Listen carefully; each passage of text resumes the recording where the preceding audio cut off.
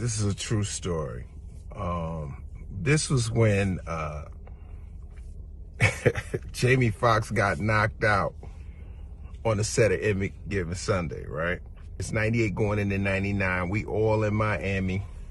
And for all the people that love football, Any Given Sunday definitely, to me, top 5 ever made. Shout out to Oliver Stone. Shout out to Jamie Foxx and LL Cool J. I'm the only other person that can tell this story because I was in it. I watched it happen. So we didn't have social media back then. So the word was, it was just whispers about this fight that happened. Was it real? Did it really happen? And it just so happens that, you know, I'm in the scene when the fight happened. So just to set this up, right? So you got LL Cool J, who's the fullback, who's the star of the team. He would be the equivalent to like Marshawn Lynch, right? Okay, cool. Then you got my character, who's the wide receiver, Jimmy Sanderson, who would be the equivalent to DeAndre Taylor or OBJ. You know what I'm saying? And Jamie is basically, you know, the new quarterback that's super gifted, and he would be the equivalent to, you know, Mahomes or, you know, Lamar Jackson. Okay, cool. So now you got the characters, right? The fight kind of happened to me because there was a lot of competitive alpha male energy on the set all day, every day, just like in football. You know, cats popping shit. Everybody talking about where they played football. I didn't play football. I played basketball, so I never had no football stories. You know what I'm saying? So, but you know what I'm saying? You know, Jamie, you know, had played football in high school, so you know he really had a lot to say about that. You know, and it got under, you know, LL Cool J's skin a couple times, you know, and we snapping. So, you know how cats be sitting around talking shit and one of the jokes go too far, right? And you could tell because the dude will say some shit, yeah, whatever, man, because when they look off, they gonna be like, yo, man, whatever, man. You know, you know, you came to my concerts when, you know what I mean? I've been in the game a long time, fam. You know what I mean? When they say fam, they kind of hot, but they ain't saying it, but they laughing. Yeah, word is born. Like that's Todd. You know, when he get mad, he like, yo, word is born. All right, you know what I'm saying? Ha ha, do you? You know, but he really hot. So I had told Jamie, I said, Jamie, man, you might want to ease up with the jokes, you know what I'm saying? You know what I mean? He ain't really a joke cat like that, you know what I'm saying? You know, I don't think he wearing it too well. Jamie's like, come on, man, he fine at me, B. He fine at me, you know what I'm saying? What you want me to do? I said, I'm just telling you, I'm a New York type of dude, you know, you a Texas cat. I'm telling you, when real dudes ain't really like that. They laugh a little bit, but they don't want to be embarrassed. You feel me? Case in point, now we get to the scene, right? The scene is basically, if you watch the movie, we're coming off the field. It's a botched play. The play was supposed to be a handoff to LL Cool J's character. It was an audible on the fly. It's a 3rd and like 8. We lose the ball. We coming off the field. LL Cool J's character is hot because he was in the flat wide open. He didn't get the ball. So I run my route. I didn't get the ball. So we all saying, what's going on, Beeman? You know, that's his character. Like, what you doing, bro? You know what I'm saying? Stay focused, blah, blah, blah. And so during the scene, it's supposed to be hot. And it was hot. But as we doing the scene, he say a line, I say a line, Jamie say a line, Jamie say a line, he say a line. And as I'm about to say my line, LL Cool J, boom, hits Jamie Foxx in the head, like on the helmet though. So it was like a boom, and I was like, oh shit. And Jamie forgot his line. He knocked his line out his head, right? So Jamie was like, yo, hold up, cut. Whoa, dog. Whew. And I could see birds going around Jamie's head. And I was like, Jamie, you good? You all right? He was like, yo, B, he just bombed me in the head real quick. That's crazy. So he goes to Todd. He said, yo, my man, why you hit me in the head? Like, yo, that ain't in the scene. He was like, nah, B, I'm just doing me. You know what I'm saying? I ain't even trying to hurt you, man. I'm just saying, I'm going my scene. Just let me do my thing. So Jamie was like, yo, B, am I crazy? I said, yo, man, you know, it's borderline bananas, but, you know, he probably ain't mean it, so whatever, right? So Cut. Take two. Take two. We come back. He say something. Jamie say something. I say something. He say something. Boom.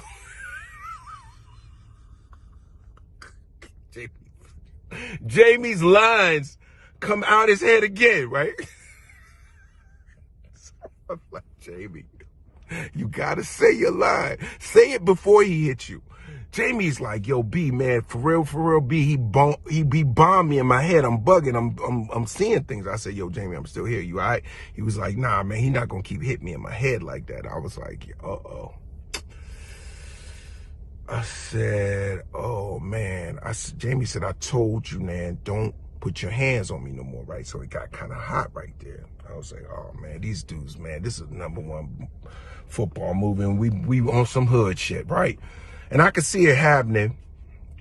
So make a long story short, take 3. He say something, Jamie say something, I say something.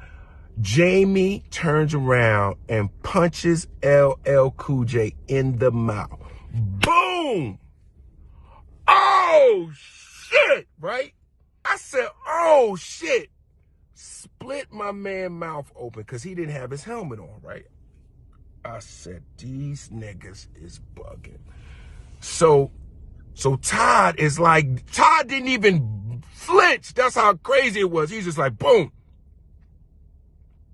Yo, B, please tell me you ain't just punched me in my lip, bro. And he was like, yeah, man, I told you don't put your hands on me no more. I told you that already. He said, and it was weird. It was weird because the way he tasted his blood, he was like, I'm gonna fuck you up, bro. Period. I'm gonna fuck you up. And so he went to grab Jamie. He said, ain't nothing you gonna do about it. Ain't nothing you can do. It. Just know it's coming, right? And I said to Jamie, I said, Jamie, I don't know if you ever stirred up a hornet's nest. When it gets stirred up, it get real. And I already knew what it was gonna be, right? So everybody broke it up. Oliver Stone comes running out the tent. Hey, guys, oh my God. Oh God, what's going on? Are you guys serious? We're shooting a $80 million movie. So Todd fakes everybody out. He's like, yo, I'm good, B. Don't trip, man. You know what I'm saying? We actors, you know what I mean?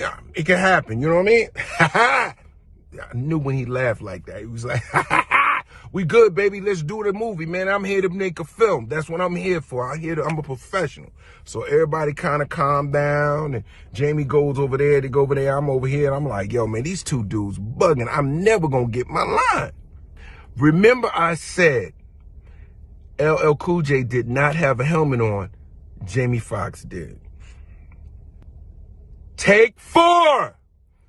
He say something, I say something, Jamie say something, Jamie say something, LL say something, and I'm about to say my line again. LL Cool J snatches Jamie helmet up because his chin strap is not locked. And immediately, boom!